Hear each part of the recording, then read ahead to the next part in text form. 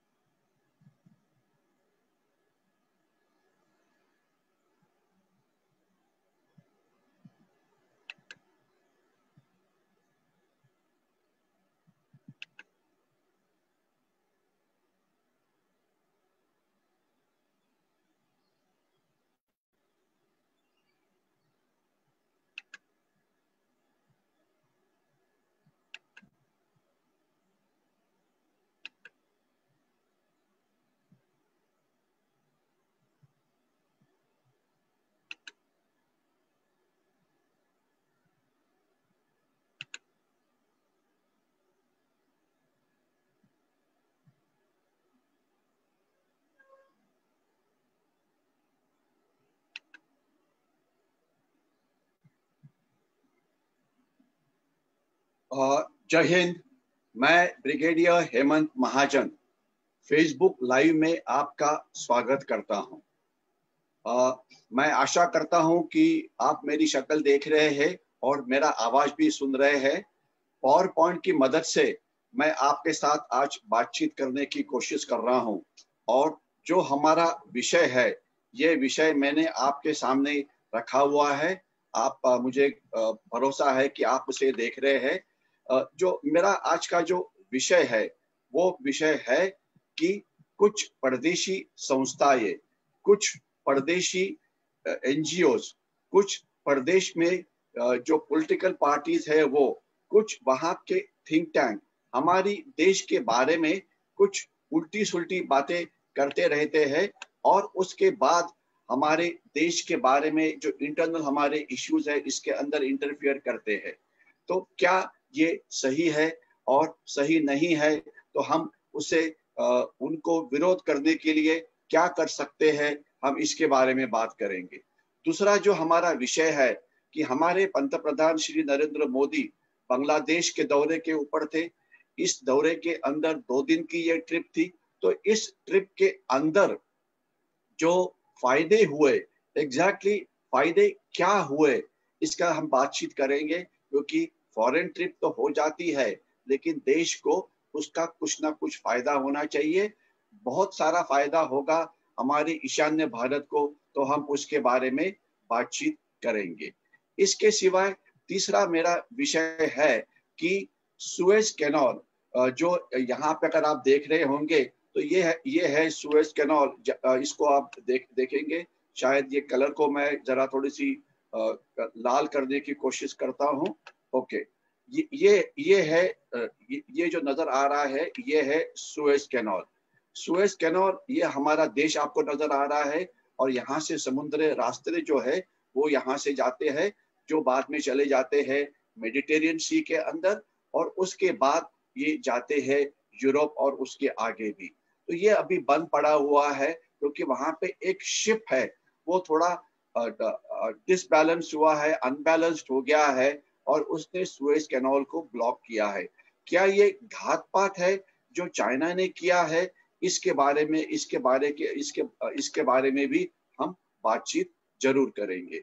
इसके सिवाय जो मेरा लास्ट विषय होगा वो आपको नीचे दिया गया हुआ है कि हमारे देश में कुछ अच्छी चीजें होती है लेकिन इस अच्छी चीजों के बारे में मीडिया में ज्यादा जानकारी नहीं आती तो इसे थोड़े से हम देने की कोशिश करेंगे।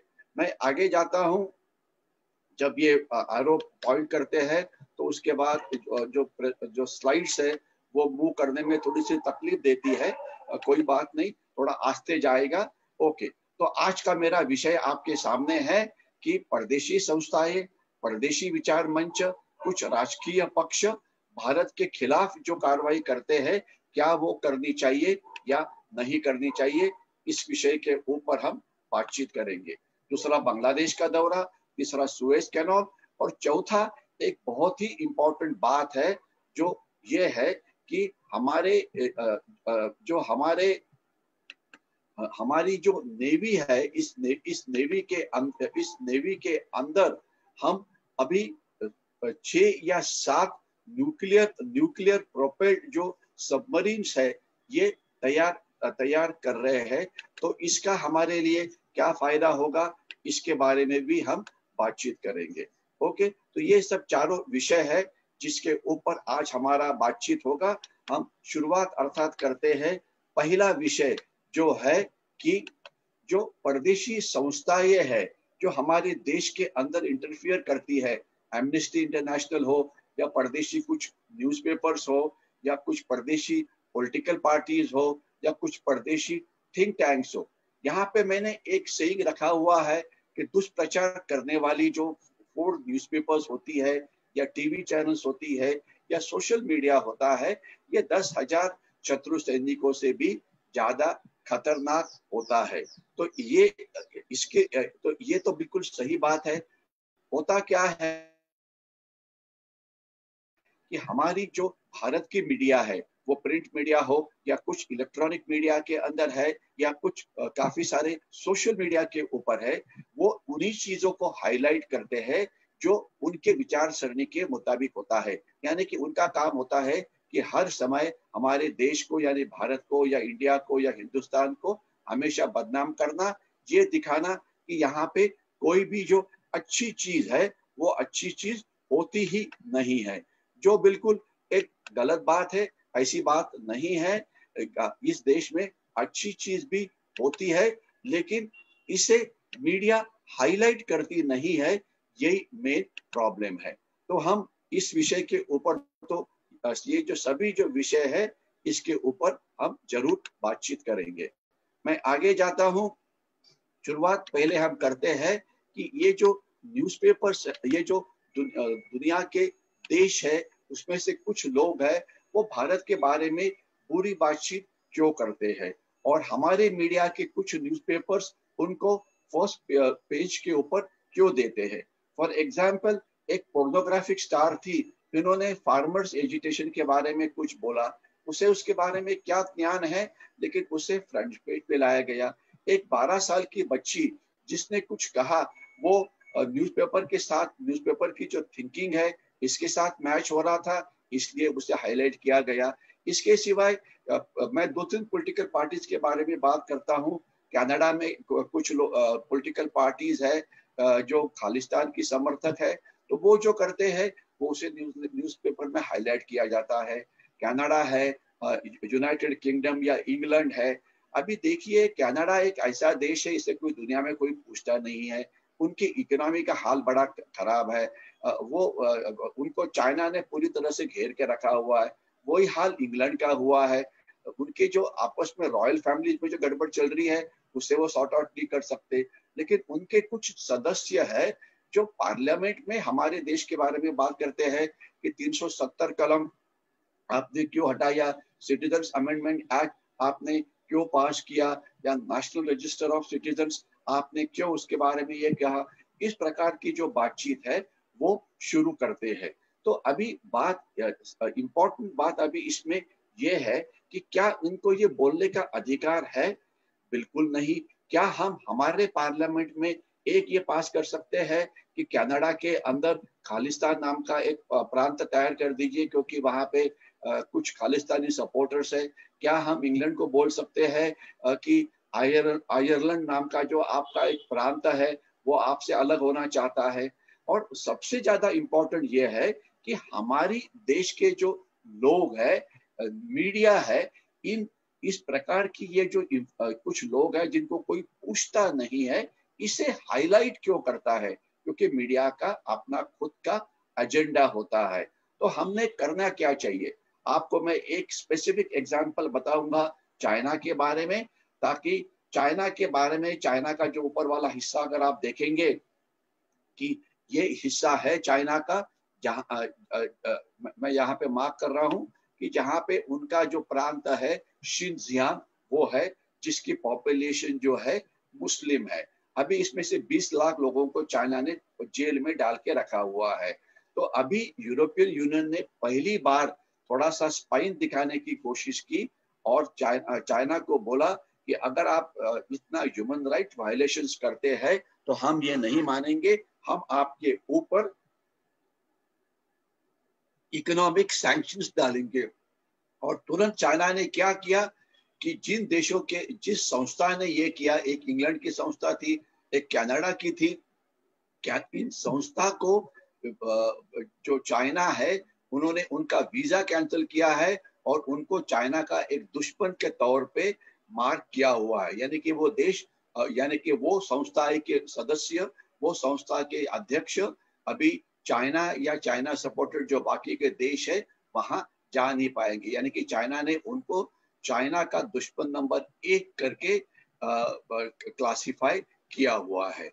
क्या हम इस प्रकार से ये जो कनाडा के कुछ पॉलिटिकल लोग हैं उनको डिस्क्वालीफाई कर सकते हैं, भारत में आने से उनको रोक सकते हैं? कुछ इंग्लैंड के लोग हैं जो इस प्रकार की बातचीत करते हैं, क्या हम उनका एनआरआई का जो उनका हिस्सा जो डॉक्यूमेंट है, क्या हम उसे कैंसिल कर सकते हैं? तो इसके ऊपर हमने सोचने की जरूरत है, क्योंकि ये देश सोचते हैं कि वो भारत के बारे में कुछ भी बोलेंगे और सभी लोग उसे सुनते रहेंगे।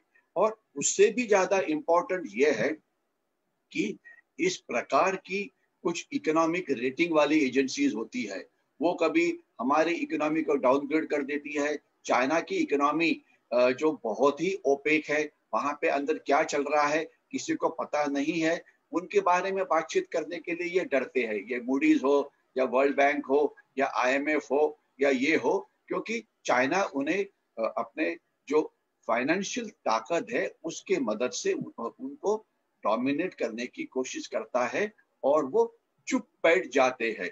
तो क्या हम हमारे देश में कोई इकोनॉमिक एजेंसी तैयार नहीं कर सकते हैं जिन्होंने वर्ल्ड की पूरी कंट्रीज को रेटिंग देना चाहिए? पाकिस्तान का को रेटिंग दो, नॉर्थ कोरिया को रेटिंग दो, चाइना को रेटिंग दो, हमारे देश को रेटिंग दो, और जिस तरीके से हम रेटिंग दे रहे हैं ये हाईलाइट करो कि भैया देखो, हमने आपको रेटिंग दिया है क्योंकि आपकी इकोनॉमी की आप जो खबर हमें मिलनी चाहिए वो आप बताते नहीं है। आपका इंपोर्ट कितना है, आपका एक्सपोर्ट कितना है, क्या आपकी करेंसी ओपन डोमेन में अवेलेबल है कि नहीं, क्या आपकी मीडिया फ्री है कि नहीं, क्या आप जो सोशल मीडिया है वो फ्री है कि नहीं।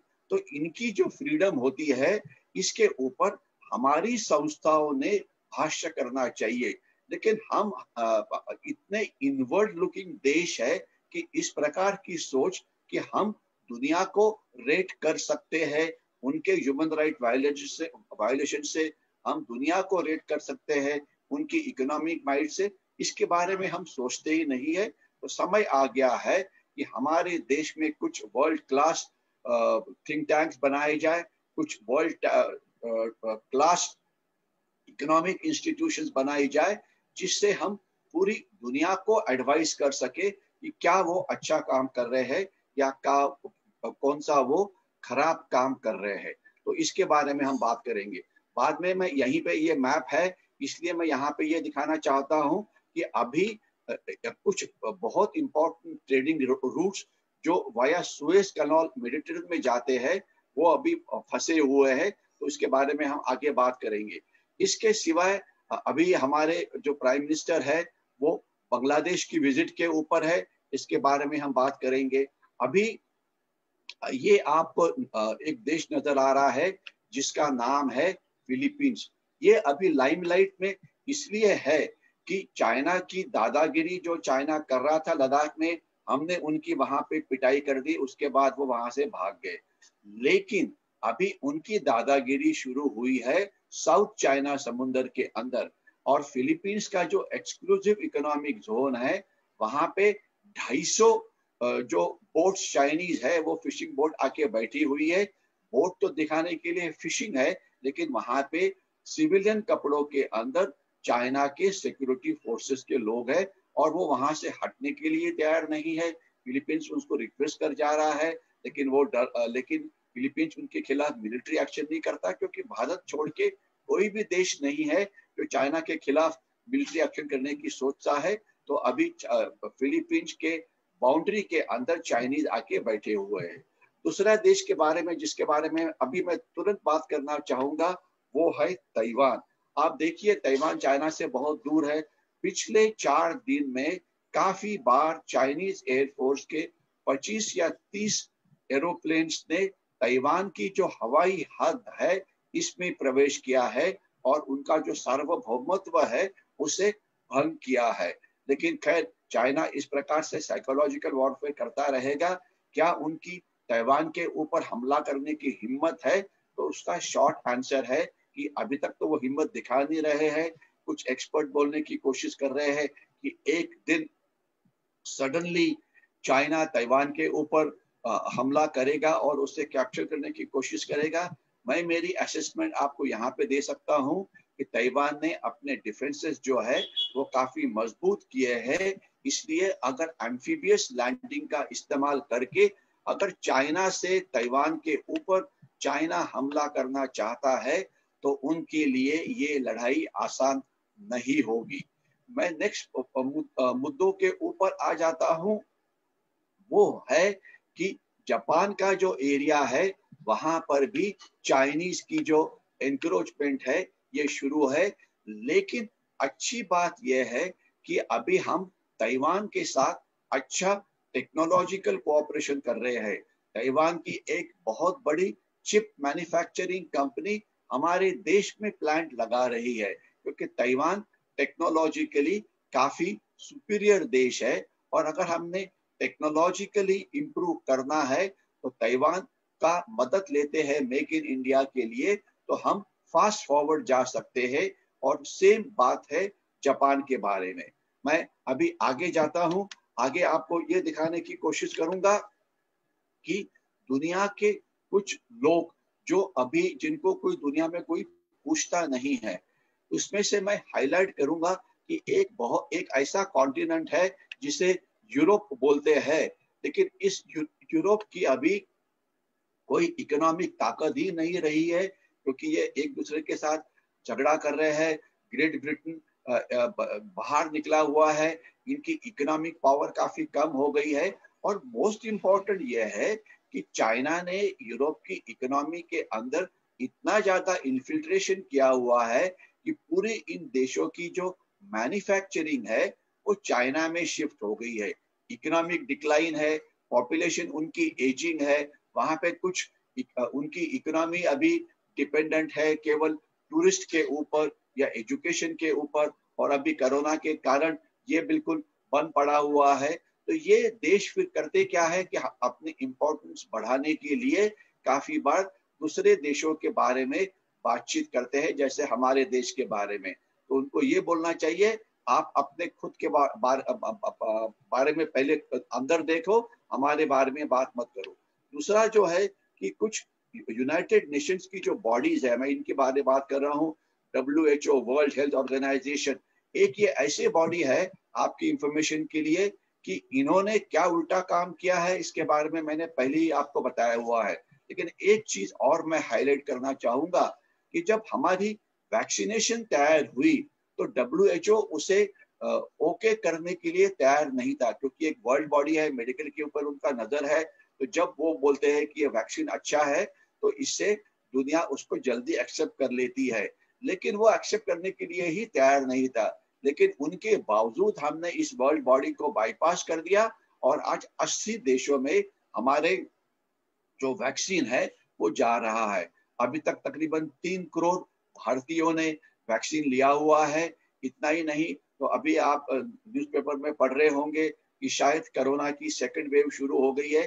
तो ये समय आ गया है कि हम ईच इंडिविजुअल ने खुद को देश का एक सैनिक समझना चाहिए और बहुत ही रिस्पॉन्सिबल तरीके से मूव करना चाहिए, क्योंकि जितने हम ज्यादा सोशल डिस्टेंसिंग की प्रॉब्लम नहीं करते हैं, मास्क का इस्तेमाल नहीं करते हैं, तो ये बढ़ सकता है। तो हमने केयरफुल रहने की जरूरत है। और आपको पता ही है कि 1 अप्रैल के बाद अबव 45 के जो लोग हैं, इनके लिए भी वैक्सीनेशन खुल रहा है। अभी भी 10-15% लोग हैं जो वैक्सीन लेने के लिए डरते हैं। मैंने खुद ने वैक्सीन लिया हुआ है, काफी सारे लोगों ने लिया हुआ है, डरने की बात नहीं है। इंडियन वैक्सीन ये बहुत ही अच्छा है। सीरम इंस्टीट्यूट जो पुणे में है, इन्होंने जो वैक्सीन बना हुआ है, ये 80 देशों के लोग इससे इस्तेमाल कर रहे हैं। तो जिसे भी जो भी अफेक्टेड है, यानी कि अबाउ 60 की जो पॉपुलेशन है, इन्होंने जल्दी से जल्दी वैक्सीन लेनी चाहिए, ताकि आप इस कोरोना वायरस या चाइनीज वायरस के साथ से सेफ हो जाएंगे। और जब तक सवाल है ये जो वर्ल्ड एनजीओ, जो दुनिया के काफी सारी एनजीओज है जो हमारे बारे में बुरी बात करती है, तो इन एनजीओज को हमने एक क्लासिफाई करना चाहिए, एनिमीज ऑफ इंडिया, और उनको हमारे देश में किसी भी तरीके से अंदर आने के लिए बिल्कुल रोकना चाहिए। और अगर उनकी कोई इंडिया में ब्रांच है तो उसे भी हमने रोकना चाहिए। मैं आगे जाता हूं। ये देखिए, कुछ जो शिपिंग रूट्स है, और शिपिंग रूट्स के पास जहां से वर्ल्ड का ट्रेड चलता है, आपको पता है कि 90% दुनिया का ट्रेड समुद्र से जाता है। और यही है कि चोक पॉइंट जो है, सुएज कैनाल, जिसकी मैं बात कर रहा था, कि ये रूट सभी इकट्ठे होके यहाँ से सुएज कैनाल में जाते हैं। और सुएज कैनाल ये जो है वो रेड सी को और मेडिटेरियन सी को जोड़ता है। यहाँ पे एक शिप है जिसका क्रू इंडियन है तो ताइवान का, जो सुएज कैनाल को ब्लॉक करके रखा हुआ है। क्या ये चाइनीज ने किया हुआ घातपात है या सबोटाज है? एक ओपिनियन यह है कि यस है, क्योंकि उसमें जो माइक्रोचिप है कि जो शिप के कंट्रोल सिस्टम को कंट्रोल करता है, तो ये माल फंक्शन हो गया, शायद उसमें वायरस आ गया। खैर, इसकी इन्वेस्टिगेशन होगी, लेकिन इतनी बात सीधी है कि जो माइक्रोचिप होता है किसी भी कंट्रोल सिस्टम के अंदर, वो एक ब्रेन का काम करता है। वो चाइनीज मैन्युफैक्चर का था। तो इसीलिए ये जो चाइना का कोई भी चीज है, चाइना हार्डवेयर है, चाइना सॉफ्टवेयर है, चाइनीज एप्स है, कृपया उससे दूर रहो। अपने सभी को बोलो कि चाइना को पूरा बॉयकॉट करो, क्योंकि ये हमारे देश को बहुत ही धोखा देंगे। सरकार अभी इसके ऊपर बहुत काम कर रही है। माइक्रोचिप को हम हमारे देश में बनाने की कोशिश कर रहे हैं, लेकिन शायद उसे 2-3 साल का समय लग सकता है। तो तभी तक हमने केयरफुल रहना चाहिए। लेकिन हमारे देश की सुरक्षा हमारे सभी के हाथ में है। तो be Indian, buy Indian, boycott Chinese, ये अभी भी बिल्कुल लागू है। ओके, मैं आगे जाता हूँ। एक बहुत ही अच्छी बात हो गई, वो है हमारी जो कोस्ट गार्ड है, उन्होंने एक बहुत ही अच्छा का ऑपरेशन किया मिनिकॉय आइलैंड्स के पास। और उनकी जो वेसल है, जिसे बोलते हैं फास्ट पेट्रोल वेसल, इस वेसल ने श्रीलंका के 3 मच्छीमार बोट को पकड़ा, जहां से 3000 करोड़ के जो ड्रग्स है वो हमने पकड़े, जिसमें 5 AK-47 राइफल्स थे। ये देखिए, ये है लक्षद्वीप आइलैंड्स, ये है अंडमान निकोबार आइलैंड्स। ये हमारे सीमा से इतना दूर हमारी देश की रक्षा करते हैं। तो ये देखिए, यहाँ पे ये है लक्षद्वीप आइलैंड्स, और तकरीबन कुछ इस इलाके में ये बोट पकड़ी गई। अगर ये ड्रग्स हमारे देश में पहुंचते तो कितने यूथ ड्रग्स के आहारी जाते, ये आपको बता सकता है। और ये देखिए, ये हमारे अंडमान निकोबार आइलैंड्स है, और इसमें ये मिनिकॉय आइलैंड है। नकाशा पूरा नहीं है। इसके नीचे जो है वो है मालदीव नाम का देश, और आपको पता है कि इस तरफ श्रीलंका है। तो तकरीबन हमारे इस कुछ इलाके में ये बोट्स पकड़ी गई, कि जो हमारे शायद उनका प्लान होगा, कहाँ जा रही थी ये अभी बोलना मुश्किल है, लेकिन शायद वो हमारी इस कोस्ट के ऊपर जाती तो हमारे देश का काफी सारा नुकसान होता, ड्रग टेररिज्म और आगे से बढ़ता। तो हमने हमारी जो कोस्ट गार्ड है उनको बहुत ही पहले धन्यवाद देना चाहिए। इंटेलिजेंस एजेंसी को धन्यवाद देना चाहिए कि जो उन्होंने एक क्विक एक्शन करके ये काम किया हुआ है। मैं आगे जाता हूँ। पाकिस्तान नाम का जो देश है, इसे हमने हमेशा इग्नोर करना चाहिए। अभी एक इकोनॉमिक समिट हुई जिसके अंदर आपने शायद देखा होगा न्यूज़पेपर में, जिसके अंदर जनरल नरवणे जो हमारे चीफ ऑफ आर्मी स्टाफ है, इनका वहां पे इंटरव्यू हुआ और उनको पूछा गया कि पाकिस्तान ने जो सीज फायर किया है, आपका क्या कहना है। उन्होंने बिल्कुल साफ शब्दों में कहा कि सीज फायर जो हो गया एक ठीक बात है, लेकिन मोस्ट इम्पोर्टेंट चीज ये है कि क्या पाकिस्तान दहशतवाद को रोकेगा कि नहीं। जब तक पाकिस्तान दहशतवाद के ट्रेनिंग कैंप को नहीं बंद करता है, जो दहशतवादी हल्ले कश्मीर के अंदर हो रहे हैं उसे नहीं बंद करता है, तब तक इससे कोई फायदा नहीं है। लेकिन अभी पाकिस्तान बड़ी बुरी तरह से फंसा हुआ है बलूचिस्तान के अंदर। ये जो आप यहाँ पे देख रहे हैं वो बुरी तरह से फंसा हुआ है अपना क्या बोलते हैं सिंध के अंदर, बुरी तरह से फंसा हुआ है नॉर्थ वेस्ट फ्रंटियर प्रोविंस के अंदर। और उनकी ये जो अफगानिस्तान सीमा है ये बहुत ही अशांत है। और मैं कल परसों ही पेपर पढ़ रहा था, उसमें आया था ईरान के कुछ पेपर्स थे, उन्होंने बोला है कि ईरान ने एक बार फिर से पाकिस्तान में जाके सर्जिकल स्ट्राइक किया हुआ है पाकिस्तान में जाके। तो ये पाकिस्तान के अंदर काफी सारी प्रॉब्लम्स हो रही है। मैंने एरो माफ करिए उल्टा दिखाया, एक्चुअली ईरान ने पाकिस्तान में किया हुआ है, ना कि पाकिस्तान ने ईरान में किया हुआ है। पाकिस्तान की हाल बुरी है, लेकिन हमने ज्यादा उसको बॉदर नहीं करना चाहिए। हमारा ध्यान होना चाहिए अभी अफगानिस्तान की तरफ, जहां पे कुछ गड़बड़ होने की संभावना है। जब तक सवाल है चाइना जो यहाँ तक आ गया था फिंगर 4 तक इसके अंदर पेंगांगसो लेक में, अभी वो यहाँ से वापस गया हुआ है, ये पूरा वापस गया हुआ है। तो यहाँ से यहाँ तक, तो ये हमारे लिए एक अच्छी खबर है। और ये जो पेंगांगसो लेक का जो नॉर्थ बैंक है और जो साउथ बैंक है, यहाँ पे जो चाइना की जो इंक्रोचमेंट हो गई थी वो बिल्कुल वहां से वो पीछे चले गए हैं, ये अच्छी बात है। लेकिन अभी भी आपको मैं ये बोलना चाहूंगा कि जो एरिया है देप्सांग प्लेन्स का, वहां पर वो अभी वहीं पर है, तो वहां पे अभी उन्होंने वापस जाना ये बचा हुआ है। मैं आगे जाना चाहूंगा कि चाइना के बहुत सारे वीक पॉइंट्स है। चाइना 7.5 फीट ऊपर नहीं है। अभी जो उइगर है, उइगर मुस्लिम देखिए एरिया वाइज कितना बड़ा है। चाइना की ये प्रोविंसेस है तिब्बत ऑटोनोमस रीजन, उइगर्स और इनर मंगोलिया। ये देखिए यहाँ पे चाइना की माइनॉरिटीज रहती है और ये सभी जो लोग हैं ये चाइना के खिलाफ है। तिब्बत चाइना के साथ नहीं रहना चाहता, शिनजियांग नहीं रहना चाहता, इनर मंगोलिया नहीं रहना चाहता, और चाइना इनकी कल्चर के ऊपर एग्रेशन कर रहा है। चाइना उनके क्या बोलते हैं रिलीजन के ऊपर एग्रेशन कर रहा है। चाइना उनके इकोनॉमिक एग्रेशन कर रहा है। तो ये बहुत ही नाखुश है। तो इनका मुद्दा अभी हम आगे उठा रहे हैं क्योंकि उन्हें काफी तकलीफ होती है। और जो जब तक सवाल है ये कोरोना नाम का जो टेररिज्म है या चाइनीज वायरस का जो दहशतवाद है, 2020 को पूरी दुनिया जानेगी कि जब चाइना ने दुनिया को एक सबसे बड़ा धोखा दिया, वो था चाइनीज वायरस।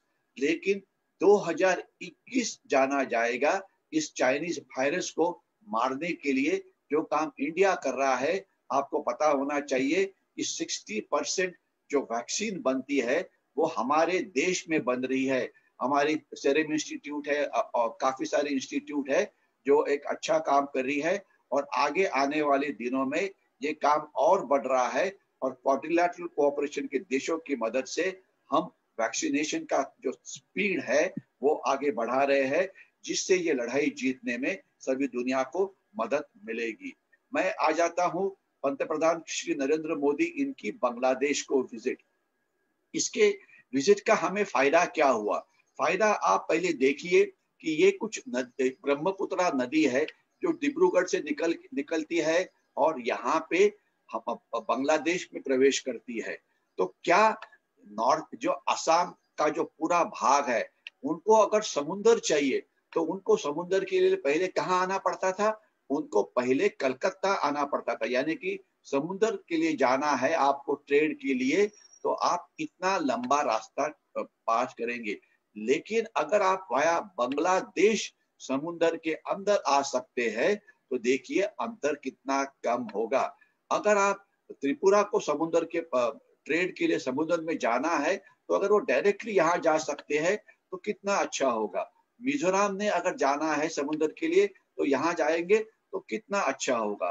तो एग्जैक्टली यही चीज थी जो प्राइम मिनिस्टर साहब ने हमारे इस विजिट में बांग्लादेश के साथ इसके ऊपर बातचीत की हुई है। और दूसरा देखिए, ये जो गंगा नदी है ये यहाँ से और आगे जाती है, अगर आप देखेंगे, और ये आगे यूपी में जाती है। ठीक है, अगर इसका इनलैंड वाटरवेज का इस्तेमाल अगर हम कर सकते हैं तो हमारी देश की इकोनॉमिक प्रोग्रेस के लिए कितना फायदा होगा, क्योंकि ट्रांसपोर्टेशन बाय सी ये सबसे सस्ता होता है। एग्जैक्टली यही चीज है जो इस विजिट के अंदर करने की कोशिश की हुई है, जिससे हमारे देश को काफी सारा फायदा होने वाला है। आप आगे जाएंगे, आप देखेंगे कि 1947 के पहले हमारा जो ईशान्य भारत है, ईशान्य भारत की जो रेल रूट्स थे ये पूरे वाया बांग्लादेश थे। आप देखिए रेल रूट्स है, रोड रूट्स है, आप देखिए नदियों के रूट्स, आप ये देखिए नदियों के रूट कितने अच्छे जा रहे हैं। ये है गंगा नदी का रूट, वो कितना अच्छा तरह से जा रहा है। लेकिन ये सब रूट्स बंद हो गए जब पाकिस्तान अलग हो गया। तो अब और अभी हमारा अगर हमने अभी जाना है त्रिपुरा के अंदर, तो देखिए आप कलकत्ता से इतना लंबा रास्ता पार करेंगे वाया सिलीगुड़ी कॉरिडोर, यहाँ से ऐसे आएंगे, यहाँ से आप ऐसे जाएंगे। लेकिन अगर ये बीच में से अगर आप जा सकते हैं, यहाँ से यहाँ से यहाँ से, तो कितना ईशान्य भारत जो है, नॉर्थ ईस्ट इंडिया जो है, पश्चिम बंगाल जो है, बिहार जो है, इनकी कितनी प्रगति हो सकती है, जो स्टेट्स बॉर्डरिंग बांग्लादेश है। और ये देखिए कि कलकत्ता से अगर आप पहले देखिए कि कलकत्ता से अगर आप डायरेक्टली आप जा सकते हैं, ये है कलकत्ता। यहाँ से अगर आपने शिलोंग जाना है तो पहला रास्ता, अभी का रास्ता क्या है, ये पूरा आप इस प्रकार से जाएंगे। लेकिन अगर आप यहाँ से जाएंगे तो कितना शॉर्टकट हो सकता है। देखिए अगर आपने ढाका से अगरतला जाना है तो कितना आसान है। तो अगर इकोनॉमिक डेवलपमेंट की जो हमारी नॉर्थ ईस्ट की है, उसको अगर चिटगांव पोर्ट का इस्तेमाल करना मिलता है, चिटगांव ये काफी बड़ा पोर्ट है, यहाँ से अगर हम सामान भेजते हैं अगरतला में या भेजते हैं मेघालय के अंदर, तो कितना फायदा होगा यहाँ पर आप देख सकते हैं। यही करने की कोशिश अभी की गई। अभी इस साल चाइना का जो हमारा इंपोर्ट और एक्सपोर्ट के बीच में जो फर्क था ये काफी कम हुआ है। 2019 में एक्सपोर्ट चाइना ने जो हमें किए वो 95 बिलियन डॉलर्स थे, और हमारे उनको जो एक्सपोर्ट थे तकरीबन 18 थे, यानी कि 80 तकरीबन 70 अब्ज डॉलर्स उन्होंने हमें ज्यादा चीजें बेची हुई है। लेकिन अभी ये जो बैलेंस ऑफ ट्रेड है ये अभी काफी कम हो गया है, क्योंकि जो आत्मनिर्भर भारत या मेक इन इंडिया जो है वो उसमें हमें काफी यश मिल रहा है। समय के कारण मैं ज्यादा डिटेल में इसे कवर नहीं करूंगा। चाइना की जो साइबर अटैक हमारे देश के ऊपर हो रही है उसे हम अच्छी तरह से कंट्रोल कर रहे हैं। उन्होंने हमारी पावर ग्रिड के ऊपर अटैक करने की कोशिश की, लेकिन वो हमारा कुछ नुकसान नहीं कर पाए। लेकिन चाइना की जो सॉफ्ट अंडरबेली है, चाइना की जो वीकनेस है, खास तो तिब्बत तिब्बत के जो ह्यूमन राइट्स है, इसके बारे में हमने बात करनी चाहिए। चाइना सोशल मीडिया से बहुत डरता है, तो क्या हम उनके सोशल मीडिया में पेनिट्रेट कर सकते हैं? चाइना का जो नेशनल डेट है ये बहुत ही बढ़ गया है, तो क्या हम उसका फायदा उठा के हमारी इकोनॉमिक प्रोग्रेस को जल्दी से और तेजी बढ़ा सकते हैं कि नहीं? चाइना में विषमता है, बेरोजगारी है, तो इसका फायदा उठाते हुए हम चाइना के साथ जो कैचअप करना है क्या वो कर सकते हैं कि नहीं? शिनजियांग जो है उनकी बहुत बड़ी प्रॉब्लम है, तो उसका फायदा हम उठा सकते हैं कि नहीं? इनर मंगोलिया उनका बहुत ज्यादा प्रॉब्लम है, क्या हम उसका फायदा उठा सकते हैं कि नहीं। ये है सेनकाकू आइलैंड, जो एक डिस्प्यूटेड आइलैंड, चाइना बोलता है ये हमारा है और जापान बोलता है ये हमारा है। तो ये यहाँ यहाँ पर वो है। तो जैसे चाणक्य ने पहले बोला था कि शत्रु का शत्रु ये हमारा मित्र होता है, तो जापान के खिलाफ जब चाइना कोई प्रॉब्लम क्रिएट करता है तो इससे चाइना को अभी हम 2 फ्रंट वॉर या 3 फ्रंट वॉर में अटका रहे हैं, जो कि एक अच्छी बात है। चाइना जैसे हमारे खिलाफ गड़बड़ करने की कोशिश करता है, वो साउथ चाइना समुद्र के अंदर जापान के साथ लड़ाई करना चाहता है, ताइवान के साथ लड़ाई करना चाहता है, फिलीपींस के साथ लड़ाई करना चाहता है, जो वो कर नहीं पाएंगे। ये हमारी एक अच्छी बात, हमारे लिए एक अच्छी खबर है। चाइना का वन बेल्ट वन रोड के बारे में सबको पता है, लेकिन इससे क्या हुआ, चाइना ने सिर्फ वायरस ही पूरी दुनिया को दिया। ये उनका वन बेल्ट वन रोड है, लेकिन उसको भी हमने भी काउंटर किया है और उसका हमें आर्थिक लाभ हो रहा है। हम एक गैस की जो पाइपलाइन है वो तैयार कर रहे हैं, जो सितवे से तैयार हो रही है, और सितवे से वो तैयार होके, सितवे कहाँ पर है, ये म्यांमार का एक पोर्ट है। यहाँ से ये गैस पाइपलाइन हमारे त्रिपुरा में जाएगी, उसके बाद वाया बांग्लादेश वो हमारे पास पहुंचेगी। तो हमारी जो एनर्जी सिक्योरिटी है, इसके लिए ये बहुत ही बड़ा अच्छा फायदा है। आशा करते हैं कि ये जल्दी खत्म, जल्दी तैयार होगा, क्योंकि गैस एक ऑल्टरनेटिव सोर्स है as compare to petroleum product. तो हमारी एनर्जी सिक्योरिटी के लिए इसकी प्रोग्रेस आगे हो रही है। ये दूसरा, मैंने ईशान्य भारत की बात की।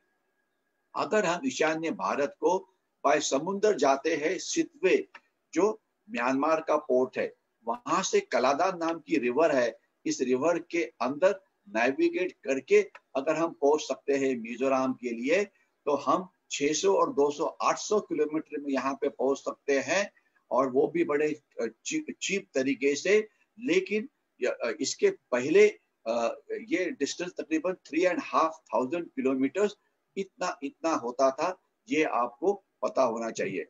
मैं आगे जाता हूँ कि ये जो हमारा लुक ईस्ट वाला जो रास्ता है, जिससे हम जा रहे हैं थाईलैंड और बैंकॉक की तरफ, ये भी एक, इसकी स्पीड अच्छी है, लेकिन अभी म्यांमार में कुछ गड़बड़ शुरू हो गई है, तो इसलिए थोड़ा सा स्पीड इसकी कम हो गई है। और ये आप रूट देखिए कि हम नेपाल को इस प्रकार के रूट से समुद्र में आने के लिए परमिशन दे रहे हैं। कलकत्ता से ये रूट हम बांग्लादेश के वाया भेज रहे हैं। भारत भूटान के रास्ते से हम वाया गुवाहाटी से यहाँ आना चाहते हैं। तो यानी कि हमने भारत, भूटान, नेपाल, बांग्लादेश, म्यांमार, ये जो हमारे आजू बाजू के देश है, उनका इस्तेमाल करते हुए हम हमारी नॉर्थ ईस्ट का, वेस्ट बंगाल का और बिहार का जो प्रोग्रेस है, इसे बढ़ाने में हमें काफी सारा फायदा होने वाला है। और यहाँ पे मैं आपको एक ही चीज बताना चाहूंगा, ये अंडमान निकोबार आइलैंड तो आपको पता है, ये जो है इसे 10 डिग्री चैनल बोला जाता है। कुछ चाइनीज शिप्स इस इलाके में आने की कोशिश कर रहे हैं, सर्वे वगैरह कर रही थी। ये इंटरनेशनल शिपिंग रूट नहीं है, लेकिन इंटरनेशनल शिपिंग रूट जो है ये निकोबार आइलैंड से नीचे से जाता है। तो हमने अभी हम जो ये लिटिल अंडमान आइलैंड है, यहाँ पे हमारा एयरपोर्ट है, और यहाँ पे कार निकोबार में हमारी एयरफोर्स है, ताकि ये जो बीच वाला जो एरिया है, इसके ऊपर हम अच्छी तरह से ध्यान रख सकते हैं, क्योंकि ये जो सारा भाग है, ये हमारी एक्सक्लूसिव इकोनॉमिक जोन है। यानी कि इस समुद्र के अंदर अगर किसी ने आना है, मैं इस समुद्र की बात कर रहा हूँ, तो उन्हें हमारे से परमिशन लेनी पड़ती है। लेकिन इतनी एक्सक्लूसिव इकोनॉमिक जोन इतनी ज्यादा बड़ी है कि इसका रक्षा करने के लिए हमें और ज्यादा फोर्स लेवल की जरूरत है। क्वाड्रिलैटरल कोऑपरेशन, इसकी जो काम चल रहा है वो अच्छा चल रहा है, लेकिन हमारी जो मीडिया है इसे ज्यादा इम्पोर्टेंस देती नहीं है। अभी क्वाड्रिलैटरल कोऑपरेशन खत्म ही नहीं हुआ, और उसी समय जो यूएसए के डिफेंस मिनिस्टर थे वो यहाँ आके पहुंच गए। यहाँ पे कोरिया के जो डिफेंस मिनिस्टर थे वो यहाँ आके पहुंच गए। इसके बाद ऑस्ट्रेलिया अभी हमारे से कोऑपरेशन कर रहा है। जापान की तरफ से तो कोऑपरेशन हमारा हमेशा अच्छा चल ही रहा है। काफी पॉजिटिव न्यूज एमिनेट हो रही है क्वाड्रिलैटरल कोऑपरेशन की तौर से, लेकिन इसे हाईलाइट करने की जरूरत है जो मीडिया नहीं कर रहा है। अभी मैं अगले 3-4 मिनट में रुकने वाला हूँ। चाइना का जो चैलेंज है इसे हम अच्छी तरह से उसका मुकाबला कर रहे हैं, लेकिन चाइना के खिलाफ की जो लड़ाई है अगर वो जीतनी है तो उसे हमारी जो कॉम्प्रिहेंसिव नेशनल पावर है इसका हमें इस्तेमाल करना पड़ेगा, जिसमें हार्ड पावर है और जिसमें सॉफ्ट पावर है। हार्ड पावर के अंदर मिलिट्री जो है उसकी फिक्र आप ज्यादा मत करिए। मैं आपको हमेशा बोलता हूँ कि हमारी मिलिट्री से चाइना डरता है, वो कुछ नहीं कर पाएगा। पाकिस्तान भी डरता है, इसलिए वो लड़ाई करने के लिए तैयार नहीं है, वो केवल दहशतवाद का इस्तेमाल करता रहेगा। लेकिन जो दूसरी हार्ड पावर है इकोनॉमी, इस इकोनॉमी का जो एक्सपांशन जिस स्पीड से होना चाहिए उस स्पीड से करने के लिए हर एक भारतीय ने अपना काम करने की जरूरत है। हमें हर एक क्षेत्र में वर्ल्ड क्लास बनना पड़ेगा। अभी वर्ल्ड बैंक ने ये बोला है कि 2021 के अंदर हमारी इकोनॉमी ये फास्टेस्ट ग्रोइंग रहेगी। अच्छी बात है, लेकिन हमारा और चाइना के बीच में जो इकोनॉमिक डिफरेंस है ये काफी ज्यादा है। और दूसरी प्रॉब्लम यह है कि हमारे पास जो एक यूथ पावर है, हमारे पास यंग लोग हैं, इनको हम एडिक्वेट जॉब्स नहीं दे पा रहे हैं। अगर इकोनॉमी की ग्रोथ अगर ज्यादा अच्छी तरह से होती है तो जॉब क्रिएशन हो जाएगा। बाकी इसमें बहुत सारी चीजें हैं। लीडरशिप, आज हर एक फील्ड के अंदर वर्ल्ड क्लास लीडर्स की जरूरत है। केवल पॉलिटिकल लीडरशिप की बात मैं नहीं कर रहा हूँ, टेक्नोलॉजिकल फील्ड्स में हमें लीडरशिप चाहिए, एजुकेशनल फील्ड में हमें अच्छी लीडरशिप चाहिए, फार्मिंग कम्युनिटी में अच्छे लीडर्स हमें चाहिए। हमें हर एक फील्ड में वर्ल्ड क्लास बनने की जरूरत है। और इसमें हमारे जो आम भारतीय है उनका योगदान बहुत ही बड़ा है। जिस फील्ड में आप काम कर रहे हैं वहां पे हार्ड वर्क करो, अच्छा काम करो और उस फील्ड को वर्ल्ड क्लास बनाने की कोशिश करो, क्योंकि अगर चाइना से मुकाबला लड़ना है तो वर्ल्ड क्लास बनने के सिवाय हमारे पास और कोई चारा नहीं है। तो चाइना का जो गुप्तहेर संस्था है ये काफी उल्टी सुल्टी काम करती रहती है। इसके बारे में मैंने पहली बात की हुई है, उससे केयरफुल रहो। पाकिस्तान की भी जो वर्ल्ड जो चीज है उसके बारे में तैयार रहो। और unconventional out of box thinking की जरूरत है। हम बहुत सारी इनोवेटिव चीजें हमने हमारी देश में बनाने की जरूरत है। स्टार्टअप्स का बात आपने सुना होगा, काफी सारे स्टार्टअप्स को सक्सेस मिल रहा है। हम कुछ एप्स हमारे देश में बना रहे हैं, कुछ टेक्नोलॉजीज हमारे देश में बना रहे हैं। मैं आपको एक ही चीज बताना चाहूंगा कि ये जो इकोनॉमिक समिट हुई थी इकोनॉमिक टाइम्स की, इसके अंदर कुछ इनोवेटिव चीजों के बारे में बात की हमारे जो ट्रांसपोर्टेशन मिनिस्टर है श्री नितिन गडकरी, उसके बारे में मैं केवल 30 सेकंड के अंदर आपको बोलना चाहूंगा। उनकी जो सोच विचार है वो तकरीबन 20 साल आगे का वो सोचते हैं। उन्होंने बोला है कि दिल्ली और मुंबई के बीच में हाईवे जो बन रहे हैं उसके बारे में तो आपको पता है, लेकिन वहां पे एक इलेक्ट्रिक हाईवे बन रहा है जहां की ट्रांसपोर्टेशन पूरी इलेक्ट्रिक तरीके से होगी।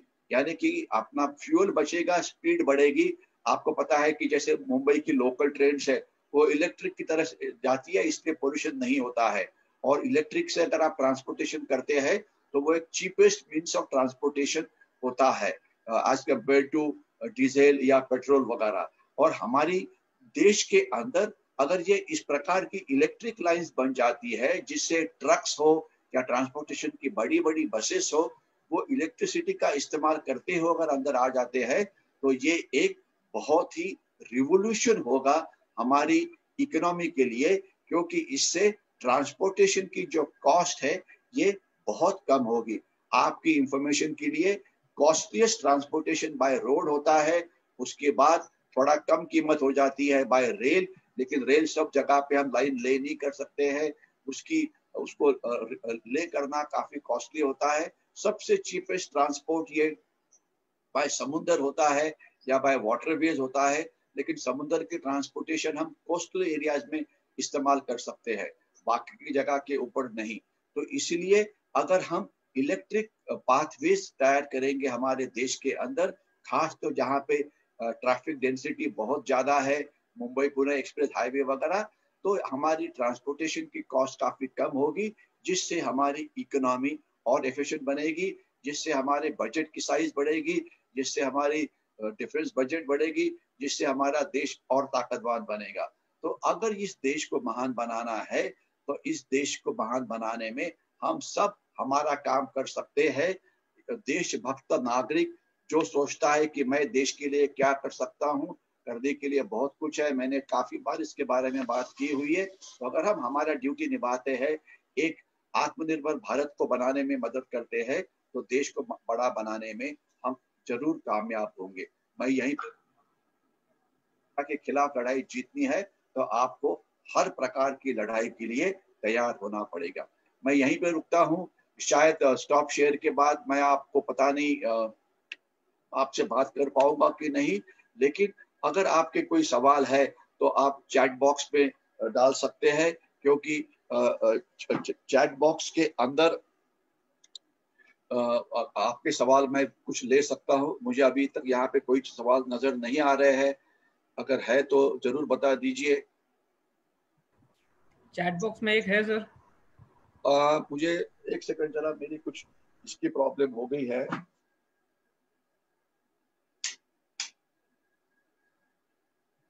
मेरी बैटरी की प्रॉब्लम हो रही है, पता नहीं ये मेरा जो ये है वो क्यों नहीं काम कर रहा है।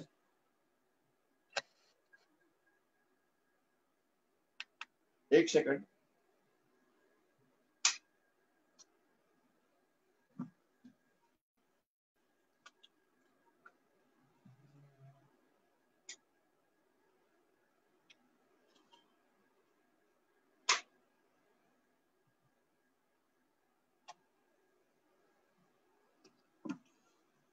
सॉरी, मेरी बैटरी की प्रॉब्लम हो गई थी। चैट बॉक्स में मुझे चैट बॉक्स नजर नहीं आ रहा है, मैं अगर कैसे करूं मैं उसको। हाँ, ओके।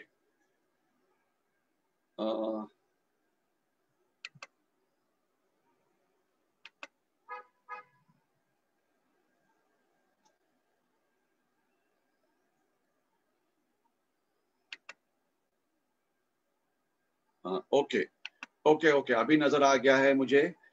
ओके, सॉरी, मेरी थोड़ी टेक्निकल नॉलेज जरा कम पड़ गई थी। ओके, कुछ सवाल है, एक दो पॉइंट्स है। ओके, उदय अग्निहोत्री जी पूछ रहे हैं कि जो म्यांमार में जो डेवलपमेंट है उसका हमारे देश के ऊपर क्या असर होगा। आपका सवाल बहुत ही ये है, क्योंकि आज मैंने ज्यादा फोकस नॉर्थ ईस्ट के ऊपर किया था, तो उसका असर जरूर होता है हमारे ऊपर। जो वहां पे ह्यूमन ट्रेजेडी जो हो रही है उसके बारे में तो वो तो पेपर में आ रहा है। उनकी जो मिलिट्री है बिना कोई कारण उनको मार रही है लोगों को। लेकिन मेन प्रॉब्लम यह है कि ये माना जाता है कि शायद चाइना इनको थोड़ा सा ताकत दे रहा है, और उससे क्या होगा कि जो हमारी लुक ईस्ट पॉलिसी में मैंने आपको कुछ रोड दिखाए थे, उस रोड के ऊपर अभी काम बंद हो गया है। कलादान प्रोजेक्ट के ऊपर हम उनके एरिया के बीच में से मिजोरम की तरफ जाने की कोशिश कर रहे थे, तो उसकी अभी स्लो डाउन हो गया है। इसके सिवाय वो थोड़ा सा चाइना के बाजू में और जाने की कोशिश कर सकते हैं।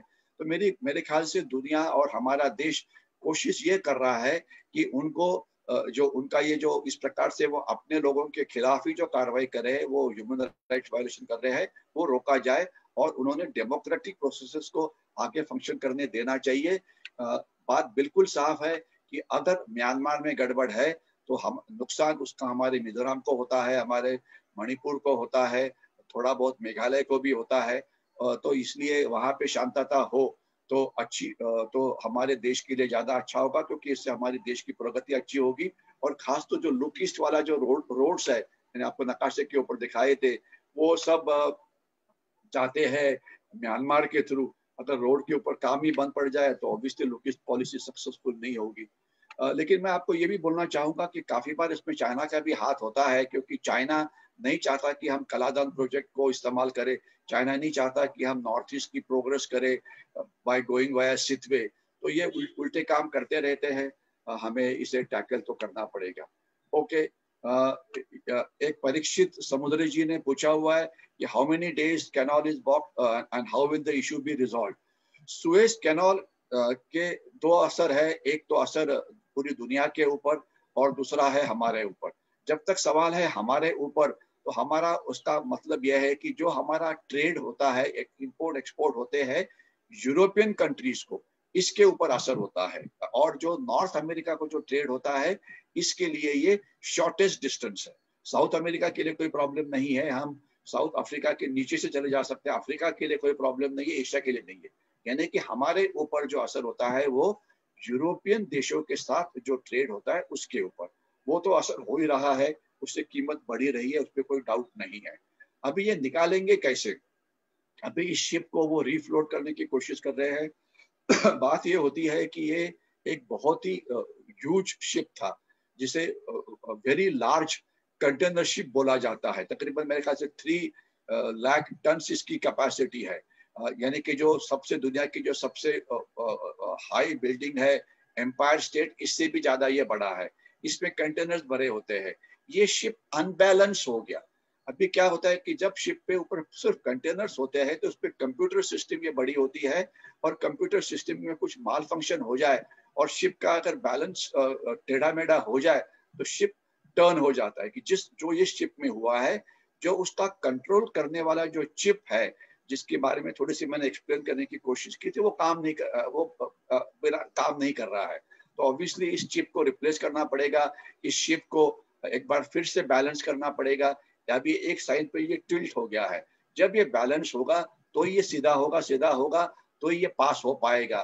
तो ये जो चिप की जो बदली हो रही है, शायद इसके ऊपर काम चालू हुआ है। अभी कितना समय लगेगा ये तो मैं नहीं बता पाऊंगा, लेकिन ये एक बहुत ही एक मैसेज है चाइना की तरफ से पूरी दुनिया को। मैंने एक आपको इंडिया का नक्शा दिखाया था, और वहां पे दुनिया के मैंने चोक पॉइंट्स दिखाए थे जो समुंदर के अंदर है। ये समुंदर के अंदर के जो चोक पॉइंट्स है, वहां पे चोक करने के लिए इस प्रकार का सैबोटाज, इस प्रकार का दहशतवाद चाइना कर सकता है। ये मेरे ख्याल से सुएज कैनाल से सबसे बड़ा मैसेज है। तो इसके लिए शॉर्ट टर्म तो इस शिप को रिफ्लोट करना पड़ेगा शॉर्ट टर्म मेजर्स के अंदर, और उसे इस कैनाल से निकालना पड़ेगा, जो कि कोशिश जारी है। कंपनी के मालिक ताइवान के है, शिप की रजिस्ट्रेशन मेरे ख्याल से जापान में थी, और जो क्रू है ये पूरा इंडियन है। यानी कि ताइवान है, जापान है और इंडिया है, यानी कि क्वाड्रिलैटरल कोऑपरेशन वाले देश पूरे आ गए। तो शायद इसीलिए चाइना ने इसका जो कुछ ट्रोजन हॉर्स इसमें डाला होगा। तो शॉर्ट टर्म में तो ये रिप्लेस करना पड़ेगा उनका चिप, और इसको बैलेंस करना पड़ेगा। और लॉन्ग टर्म में चाइना की कोई भी चीज से दूर रहना पड़ेगा। तो मुझे भरोसा है कि अगले कुछ दिन में शायद ये हो जाए। मेरे ख्याल से अभी हम यहीं पे रुकते हैं। हमने ऑलमोस्ट आधा घंटा बाद, हमारी पौन घंटा बात हो गई है। तो चलो, अगर आपको ये वीडियो अच्छा लगा हो तो उसे लाइक करो और ज्यादा से ज्यादा लोगों के साथ शेयर करो। मैं रुकता हूँ। जय हिंद।